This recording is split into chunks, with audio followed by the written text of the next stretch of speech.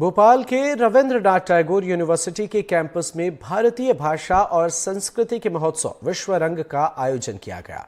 ये समारोह 21 दिसंबर को शुरू हुआ था, जिसका आज समापन हो गया। आयोजन में देश विदेश के सैकड़ों रचनाकारों, कलाकारों, साहित्यकारों, भाषाविदों ने शिरकत की। इस कार्यक्रम में 50 से ज्यादा देशों के साहित्यकार और कलाकार मौजूद रहे। इस वैश्विक मंच का उद्देश्य कला के विविध रूपों के माध्यम से भारतीय संस्कृति और हिंदी को पहचान दिलाना है।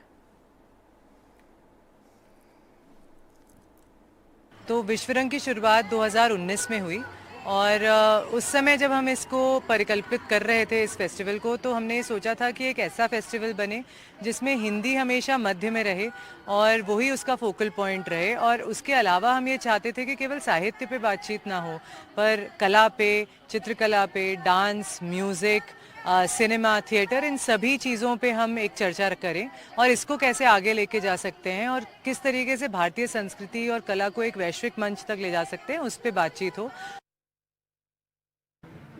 विश्वरंग एक ऐसा त्यौहार, ऐसा उत्सव, ऐसा फेस्टिवल है जो हिंदी और भारतीय भाषाओं को केंद्र में रखता है। देश के बहुत सारे और फेस्टिवल्स हैं जो अन्य भाषाओं पर केंद्रित हैं, लेकिन ये शुरू से अब 5वां संस्करण इस बार है, हिंदी को केंद्र में रखता है, हिंदी और अन्य भारतीय भाषाओं को साथ में लेके चलता है। दूसरी बात यह है कि विश्व भर में जो हिंदी का प्रभाव अब बढ़ रहा है, तो उसका भी एक आकलन किया गया है। हमने एक विश्व में हिंदी रिपोर्ट प्रकाशित की है इस बार, जिसमें 52 देशों के अनुभव हैं और इस फेस्टिवल में भी 30 देशों के लोग आए हैं।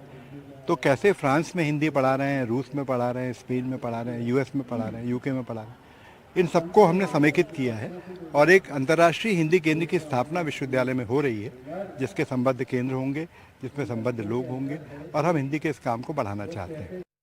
जी, विश्वरंग 2023 अपने 5वें संस्करण के साथ भोपाल में रविंद्रनाथ टैगोर विश्वविद्यालय के परिसर में दिनांक 21 से 24 दिसंबर 2023 के बीच में आयोजित हो रहा है। इस बार इसमें खास ये है कि हमने हर दिन को एक अलग थीम में पिरोया हुआ है। पहला दिन लोक संस्कृति उत्सव, दूसरा दिन भाषा उत्सव, तीसरा दिन साहित्य उत्सव और चौथा दिन रंगोत्सव के रूप में मनाया जा रहा है।